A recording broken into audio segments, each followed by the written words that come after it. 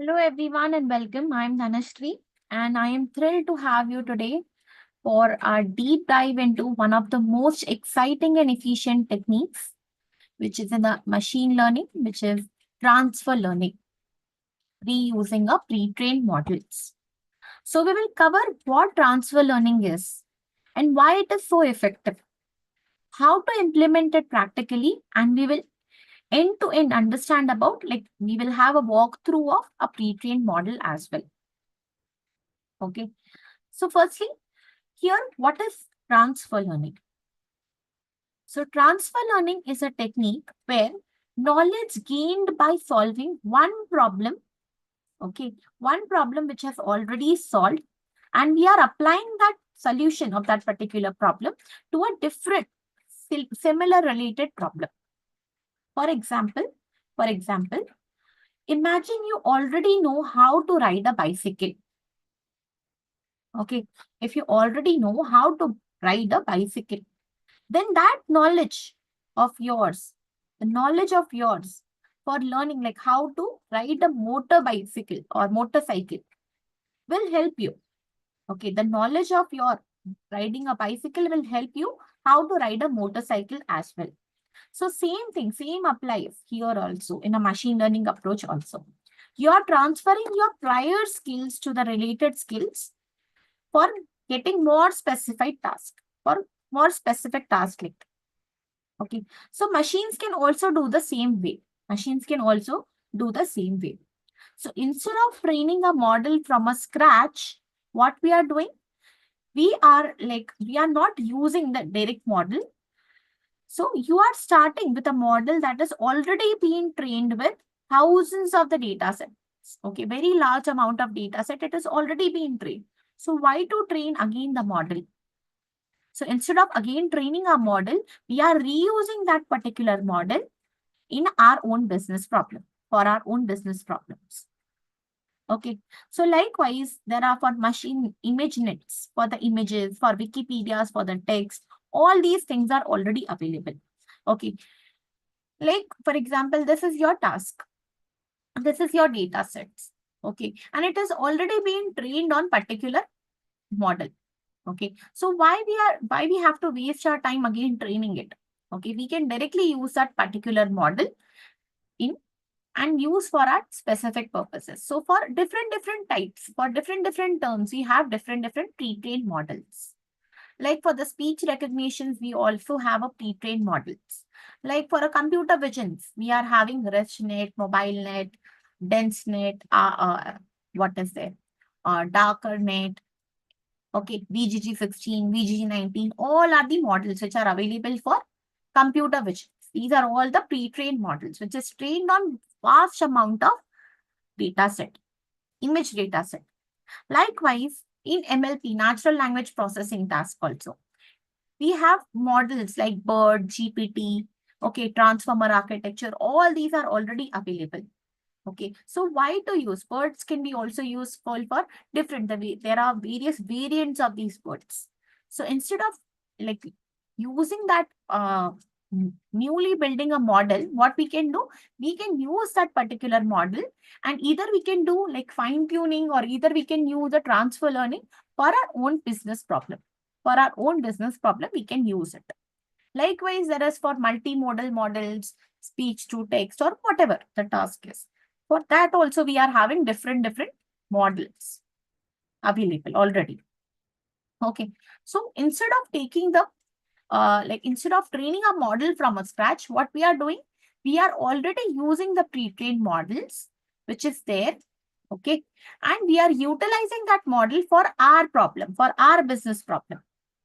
Okay, when we will freeze all the layers, when we will freeze all the layers and we are not adding more layers to it, and we are not adding more layers to it, that is what? That is when we are using that particular model and we are doing transfer learning. When we want to add some layers over there, when we want to add more layers, okay, when we are want to freeze some layers and we want to add at the end of this model, pre-trained models, we want to add some layers that is called as what? Fine tuning. Fine tuning that particular model. So We will understand why we have to do. And firstly, we will understand why we will have to do classic machine learning versus why there isn't transfer learning. So in a classic machine learning models, what we do generally, we will train our model from a scratch. And it will require lots of labeled data. Then only we can do that. And for training that data will take a very long amount of time. Very long time it will take. So instead of that, we have transfer learning. Transfer learning will start with a pre-trained model. Okay, it works with a smaller data sets. Smaller data set. Even if you have a smaller data set, you can use that model because we are not training that model on that small data set. We are using for that data set. Okay. So even for the small data set also, it will work. Okay. Because we are not training our model with a smaller data set. We are using that.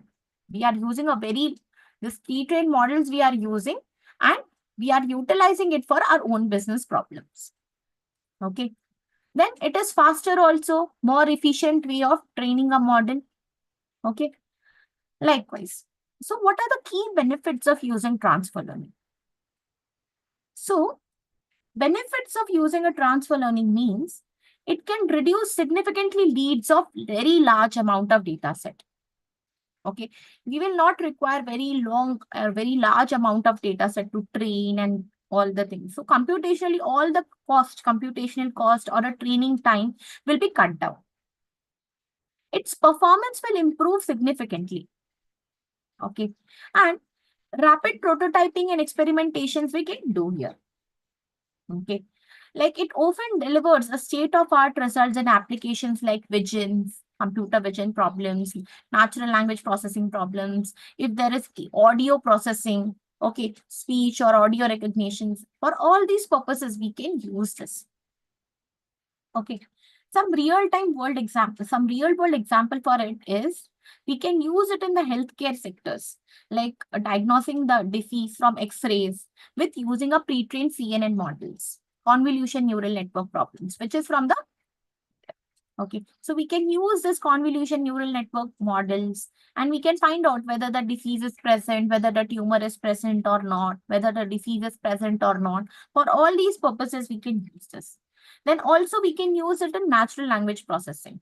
Like we can use this BERT model to classify whether it is a spam or a ham. We can use it for sentiment analysis, for emotion minings. For all these purposes, we can use natural language processing models. Okay. For e-commerce sectors also, for recommending the products by leveraging the user's review, using for the sentiment models. Okay. For all these purposes, we can use this natural language processing task. Likewise, if we want to assess for the audio, so using way to wake will use what? For volume control assistance. For all these purposes, we can use this audio or speech recognition models. Okay. So how generally this model will work? How inside this model will work? Let's walk through how transfer learning will actually work. So what we are doing here is we are choosing any pre-trained model. Okay. Depending upon our domain, depending upon our knowledge, we will choose any of the pre-trained model. Okay. For images, for text, for audios, we will do what? First we will choose a pre-trained model. Then what we can do, we can freeze the early layers. Whatever the layers they are present. Okay. In the BGG16, we will have multiple layers. From this multiple layers, we will freeze some of the layers and suppose we will unfreeze some layers from there. Okay. So these layers can extract the genetic features like edges, patterns, syntax, all these things from there while freezing this early layers. Okay. Then what we will do? We will replace with the final model, final layers. We will add new layers. We will add new layers here. We will add new layers here, which is specific to your classification task. Which is specific to your classification task. Okay. So first, what we are doing? We are using the pre-trained models. While using a pre-trained models, we are freezing the early layers. And then we are replacing the final layers with that specific task or our specific task, whether it is a classification task or whether it is whatever the task is. Okay. Then what we will do, we will fine tune. We will fine tune our model. Fine tune our model means nothing but we will retrain our model on all these layers. And we will again retrain our model. We will do a model.fit and run the epochs on the new things which we have added. Okay, the new things or new layers which we have added, which is specific to our data set. Okay, we will retrain on all these layers and then we will train our model.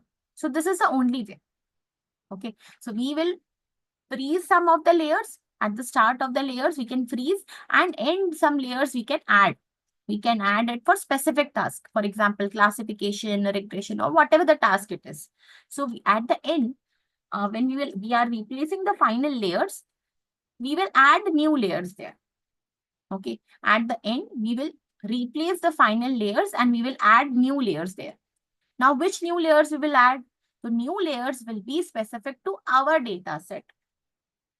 Okay. So this is how internally this fine transfer learning strategies will. Okay. So what is the strategy behind this is we will feature extraction. Okay, so we are freezing the backbones, only training the few output layers. We are freezing only the few output layers. Means we are freezing first of the layers as is. We are keeping the first of the layers as is. And at the last of the layers, we are adding more layers, which is specific to our data sets. Okay. So we are unfreezing and retraining the parts or all the models we can do.